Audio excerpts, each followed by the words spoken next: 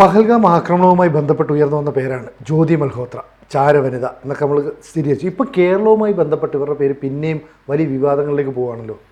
ഇപ്പോൾ വല്ലാത്ത ലജ്ജ തോന്നുന്ന കാര്യമാണ്. ഇപ്പോൾ ദേശീയ മാധ്യമങ്ങളിൽ മുഴുവൻ ഇന്ത്യക്കെതിരെ പാകിസ്ഥാന് വേണ്ടി ചാരവൃത്തി നടത്തിയ ഈ സ്ത്രീ കേരള സർക്കാരിൻ്റെ ഔദ്യോഗിക ഗസ്റ്റായിരുന്നു. അവർക്ക് യാത്രയുടെ സൗകര്യങ്ങൾ ചെയ്തു കൊടുത്തു, താമസം ശരിയാക്കി കൊടുത്തു, ഭക്ഷണം കൊടുത്തു, പണം കൊടുത്തു. ഇതെല്ലാം കേരള സർക്കാർ ആയിരുന്നു എന്ന് പുറത്തു വരുന്നത് വല്ലാതെ മലയാളികളെ ഞെട്ടിക്കുന്നുണ്ട്. ഇപ്പോൾ ഏറ്റവും പുതിയ വാർത്ത അതിൽ ഇന്ന് ഹരിയാനയിലെ ഹിസാർ പോലീസാണ് ജ്യോതി മൽഹോത്രയെ അറസ്റ്റ് ചെയ്തത്. ഇന്ന് രാവിലെ വീഡിയോ കോൺഫറൻസിംഗ് വഴി, മെയ് 16-നായിരുന്നു അറസ്റ്റ്, വീഡിയോ കോൺഫറൻസിംഗ് വഴി ജ്യോതി മൽഹോത്രയെ ഹാജരാക്കി പോലീസ് ആവശ്യപ്പെട്ടതനുസരിച്ച്. കാരണം വലിയ കാര്യമായ അന്വേഷണം നടത്താനുണ്ട്, രാജ്യത്തിൻ്റെ പല ഭാഗത്തും കൊണ്ടുപോകാനുണ്ട്, നിർണായക വിവരങ്ങൾ കിട്ടാനുണ്ട് എന്നൊക്കെ പറഞ്ഞതിൻ്റെ അടിസ്ഥാനത്തിൽ ജ്യോതി മൽഹോത്രയുടെ ജുഡീഷ്യൽ കസ്റ്റഡി ഈ മാസം 21 വരെ നീട്ടിയിട്ടുണ്ട്. അപ്പോൾ ഇതിനകം ജ്യോതി മൽഹോത്രയെ ഉറപ്പായും കേരളത്തിലേക്ക് കൊണ്ടുവരും. ഇപ്പോൾ സംഭവിക്കാൻ പോകുന്നത്, കേരളത്തിൽ ഇന്ത്യയിലെ പല സംസ്ഥാനങ്ങളിലും ജ്യോതി മൽഹോത്ര പോയിട്ടുണ്ട്. അതൊക്കെ അവർ സ്വന്തം നിലയിൽ പോയതാണെന്നാണ് ഇപ്പോൾ മനസ്സിലാക്കുന്നത്. ഒരു സർക്കാരും ജ്യോതി മൽഹോത്രയെ ഔദ്യോഗികമായി ക്ഷണിച്ചു കൊണ്ടുവന്നിട്ടില്ല. ചില പ്രമുഖരായ വ്യക്തികളൊക്കെ സ്റ്റേറ്റ് ഗസ്റ്റായിട്ട് നമ്മൾ പരിഗണിക്കാറുണ്ട്. സ്റ്റേറ്റ് ഗസ്റ്റായിട്ടൊന്നുമല്ല ജ്യോതി മൽഹോത്രയെ പരിഗണിച്ചത്. എന്നാൽ പോലും ടൂറിസം വകുപ്പ് ഒരു ഇൻഫ്ലുവൻസർ എന്ന നിലയിൽ ഇവരെ കേരളത്തിലെ കാര്യങ്ങൾ പ്രൊമോട്ട് ചെയ്യാൻ ഇവരെ ക്ഷണിച്ചു വരുത്തി എന്നാണ് വിവരാവകാശം വഴി പുറത്തു വന്ന വിവരമാണിത്. വെറുതെ ഒന്നുമല്ല, വളരെ കൃത്യമായി ജ്യോതി മൽഹോത്ര വന്നുപോയത് സർക്കാരിൻ്റെ അറിവോടെയാണെന്ന് ബോധ്യമുള്ള ഒരാൾ, പേരിപ്പോൾ പറയുന്നില്ല, പേര് നമുക്ക് പറയാം, ഒരാൾ വിവരാവകാശ നിയമപ്രകാരം അപേക്ഷ കൊടുത്തപ്പോഴാണ് സർക്കാരിന് ഇത് കൊടുക്കാതിരിക്കാൻ തരമില്ലാതെ വന്നു. അങ്ങനെയാണ് ജ്യോതി മൽഹോത്രയുടെ യാത്രാ ചെലവ്, താമസം, ഭക്ഷണം, ഇതുകൂടാതെ പണവും കൊടുത്തു. അപ്പോൾ രാജ്യത്തിന് വേണ്ടി ചാരവൃത്തി നടത്തിയ ഒരു വനിതയ്ക്ക് സർക്കാർ പണം വരെ കൊടുത്തു എന്ന് പറയുന്നത് വല്ലാത്ത ലജ്ജാകരമാണ്. മുഹമ്മദ് റിയാസ് പറഞ്ഞു, ജനങ്ങൾക്ക് ഞങ്ങളെ അറിയാം, അതുകൊണ്ട് ഇത്തരം ആരോപണമൊന്നും ഏൽക്കത്തില്ല, ഞങ്ങളിതൊന്നും നോക്കിയിട്ടില്ല, വിളിച്ചു എന്നുള്ളത് ശരിയാണ്. റിയാസ് നിഷേധിച്ചിട്ടില്ല, അത്രയും നല്ലത്. പക്ഷേ അങ്ങനെ അങ്ങ് ഒഴിയാൻ പറ്റുമോ?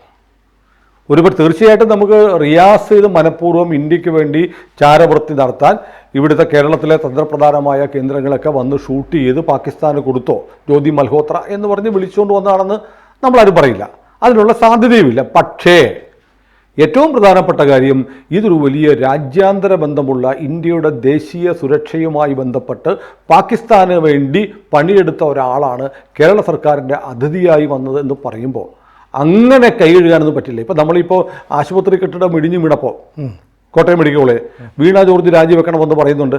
പക്ഷേ നോക്കൂ, നമ്മുടെ നാട്ടിലെ പ്രതിപക്ഷം ഒരക്ഷരം മിണ്ടുന്നില്ല.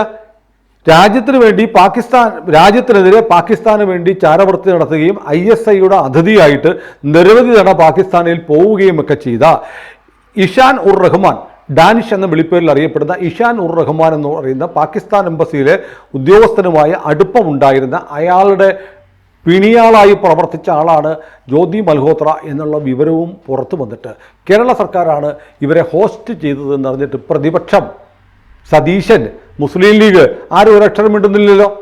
കാരണം ജ്യോതി മൽഹോത്ര ചാരവൃത്തി ചെയ്ത് ആർക്ക് വേണ്ടിയിട്ടാണ്? പാകിസ്ഥാന് വേണ്ടിയിട്ടാണ്. പാകിസ്ഥാന് വേണ്ടിയിട്ട് അങ്ങനെ ചാരവൃത്തി നടത്തുന്ന ഒരാളെ കേരള സർക്കാർ സഹായിച്ചാൽ പ്രതിപക്ഷം മിണ്ടുമോ? പ്രതിപക്ഷത്തിന് പരാതി ഉണ്ടോ? ഉണ്ടാവില്ല. അപ്പോൾ നമ്മൾ കാണണ്ട, ഇപ്പം നമ്മുടെ ആശുപത്രിയുടെ പേരിലുള്ള വിവാദം വീണയ്ക്കെതിരെ വലിയ കോലാഹലം ഉണ്ടാക്കുന്നു. ആശുപത്രി കെട്ടിടം വീണ പൊളിച്ചു കളഞ്ഞാണോ? ഞാൻ മനസ്സിലാക്കുന്നുണ്ട് 45 വർഷം മുമ്പുണ്ടായ ആശുപത്രി കെട്ടിടമാണ്, അത് പൊളിഞ്ഞു വീണു. ശരിയാണ്, എല്ലാ ആശുപത്രി കെട്ടിടങ്ങളും നേരം വെളുക്കും എണീറ്റ് പോയിട്ട് അതിന് ബലമുണ്ടോ എന്ന് നോക്കുക എന്നുള്ള മന്ത്രിയുടെ പണിയല്ല. ഏതായാലും ധാർമ്മിക ഉത്തരവാദിത്തം ഉണ്ട്, ആരോഗ്യ വകുപ്പിലെ കെടുകാര്യസ്ഥരുടെ ഉത്തരവാദിത്തമുണ്ട്. എന്നിരുന്നാലും 45 or 50 വർഷം മുമ്പ് പൊളിഞ്ഞു പോയ ഒരു ആശുപത്രി കെട്ടിടത്തിൻ്റെ പേരിൽ വീണ രാജിവെക്കണമെന്നിവിടെ പറയുന്നുണ്ട്. അങ്ങനെയാണെങ്കിൽ രാജ്യത്തിൻ്റെ തന്ത്രപ്രധാനമായ രഹസ്യങ്ങളെല്ലാം വീഡിയോഗ്രാഫി ചെയ്ത് പാകിസ്ഥാന് കൈമാറിയ ഒരു വനിതയ്ക്ക് വേണ്ട സഹായങ്ങൾ ചെയ്തു കൊടുത്തതിന് ടൂറിസം വകുപ്പിന് ഉത്തരവാദപ്പെട്ട ആളുകളുടെ രാജി വേണമെന്ന് എന്താ പറയാത്തത്? രാജിവെക്കണ്ടേ?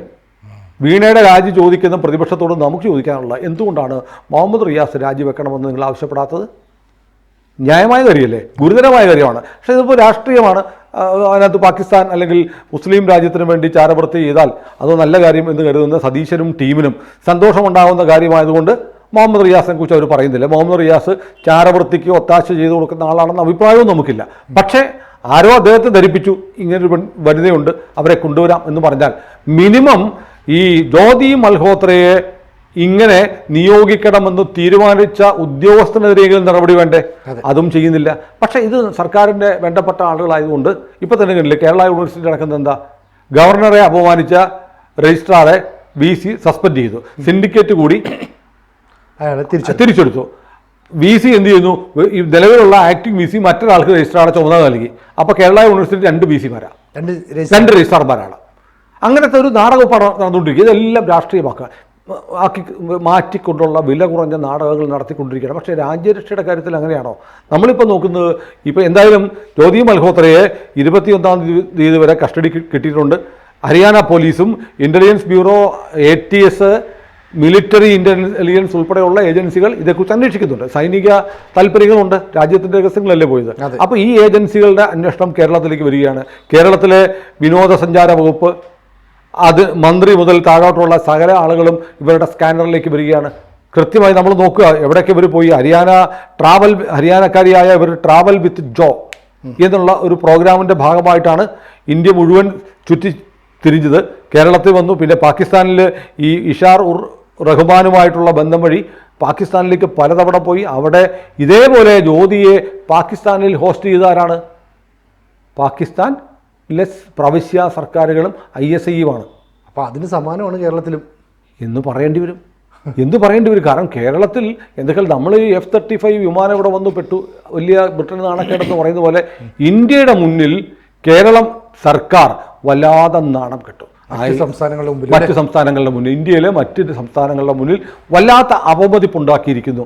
ആരെയെങ്കിലും ഒരാളെ കാണാൻ കൊള്ളാവുന്ന ഒരു സ്ത്രീയുടെ ചിത്രവും കാണിച്ച് വന്നേ നമുക്ക് അവരെ വിളിച്ചു വരുത്താം, ക്ഷണിക്കാം എന്നൊക്കെ പോയി മന്ത്രിയോട് പറഞ്ഞ് ശുപാർശ ചെയ്യുന്ന ആളുകൾ ആലോചിക്കേണ്ട കാര്യമുണ്ട്. എന്നാലും സംഗതി സീരിയസ് ആണ്.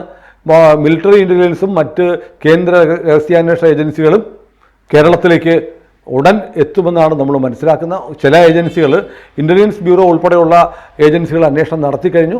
സംസ്ഥാന സർക്കാരിൻ്റെ ഗസ്റ്റായിരുന്നു ജ്യോതി മൽഹോത്ര എന്നുള്ളത് വളരെ മുമ്പേ തന്നെ കേന്ദ്ര സർക്കാരിന് IB വിവരം കൈമാറിയിട്ടുണ്ട്. ഇപ്പോൾ മിലിറ്ററി ഇൻ്റലിജൻസിൻ്റെ അന്വേഷണം നടക്കുന്നു. ഒരു പക്ഷേ ടൂറിസം വകുപ്പുമായി ബന്ധപ്പെട്ട പ്രധാനപ്പെട്ട ആളുകളെല്ലാം കേന്ദ്ര ഏജൻസികളുടെ ചോദ്യം ചെയ്യലിന് വിധേയരാവാനുള്ള സാധ്യത ഉണ്ടെന്നാണ് പറയപ്പെടുന്നത്.